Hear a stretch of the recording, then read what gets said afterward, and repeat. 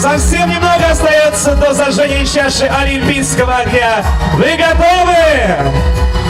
Считаем вместе. Раз. Два. Просим наших гостей зажигать чашу.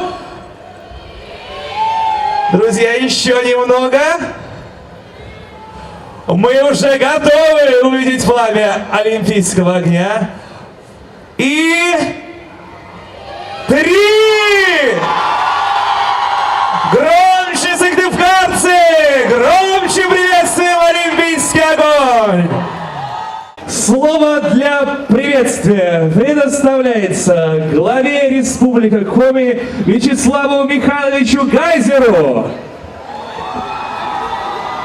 Дорогие друзья, вот и прошел свой этап пути олимпийский факел в нашей республике. И все мы, все жители республики, от всего сердца желаем нашим спортсменам удачи на Олимпиаде. Мы верим в них. Мы знаем, что они нас не подведут. Россия лучшая! Россия первая! Для нас, для всех огромная честь была увидеть олимпийский огонь. Участвовать в таком грандиозном событии, как эстафета олимпийского огня. И этот праздник навсегда останется с нами. С праздником, дорогие друзья! Ура! Спасибо, Вячеслав Михайлович. Громче, друзья! Слово для приветствия предоставляется финальному факелоносцу эстафеты Раисе Петровне Сметаниной. Дорогие друзья, дорогие земляки, дорогие гости нашей республики, сегодня олимпийский огонь пришел к нам. И я думаю, что этот огонь зажжет в сердцах юных спортсменов, мальчишек и девчонок, любовь к спорту, стремление к победам. Я помню, здесь в 1976 году старшее поколение, наверное, тоже помнит. Также встречали нас с Олимпиады 1976 года с триумфальной победой. Я думаю, что наше будущее поколение также будет держать победные, победа будет. И наш флаг и гимн будет звучать на самой высшей ступеньке пьедестала. Это самые волнительные минуты. И когда в 92 году на моей последней Олимпиаде мы выступали без флага, без гимна, то, конечно, не очень весело было. Но сегодня Россия завоевала право проводить впервые зимние Олимпийские игры в южном городе Сочи. Я хочу пожелать и отправить как бы послание нашим олимпийцам, чтобы ждать их с победой. С праздником всех! Ура! Спасибо, Раиса Петровна. Друзья, теперь давайте все вместе поблагодарим наших почетных гостей. Сыктывкар, вы готовы? Тогда встречайте олимпийский танец.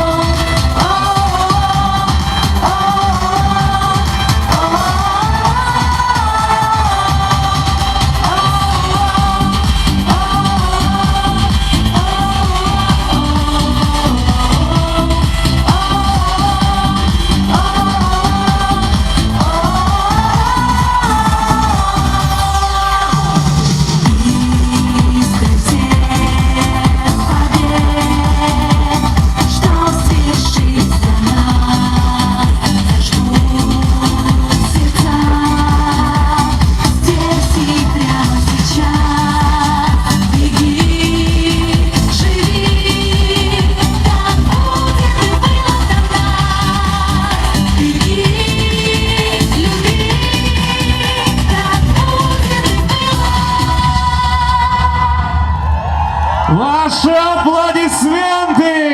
Алина Артс!